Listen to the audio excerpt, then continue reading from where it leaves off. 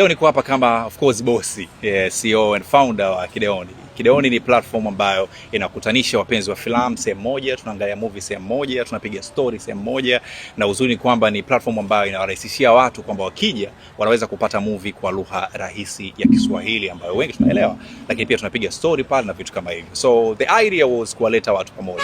Na ndio hapo Kideoni kazaliwa. Na ilizaliwa mwaka jana mwezi wa 8 ambapo tulifanya event yetu ya kwanza, tukafanya tukio la pili mwezi wa 9 last year pia, na mwaka huu pia tumefanya matukio yetu mawili. Mwezi wa pili, siku moja tu baada ya mimi kushinda tuzo ya mtengeneza maudhui ya Kiswahili ya filamu nchini Tanzania kupitia Creators Awards, kesho yake nikaandaa pia event ambayo ilikuwa ni event ya 4. Kwa ya 5 ilifanyika juzi hapa mwezi uliopita, ambapo tulifanya Table 206 pale Superdome Masaki.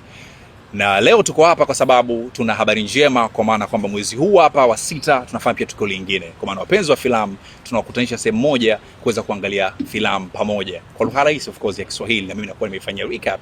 Na wapi tunaifanyia? Hapa tulipo leo, kwa maana kwenye eneo hili ambalo linaitwa ni Breakpoint, na wengi wanafahamu hapa kama ni karibu ama ndani ya kijiji cha Makumbusho Breakpoint. So tukio letu tunalifanyia hapa, na habari njema ni kwamba tumetanua goli. Burudani ni nyingi, na kama mnavyoona nyuma yangu kuna kideo kikubwa. Kideoni tafsiri yake ni kideo ambacho kiko nyuma, eneo la kuweza kutazamia movie. Itakuwa ni kubwa sana, ni LED TV. Kwa mara ya kwanza wapenzi wa filamu baada ya misimu yetu 5 iliyopita wanaenda kushuhudia msimu unaofuata kwa kideo kikubwa na kilicho bora hapa Breakpoint.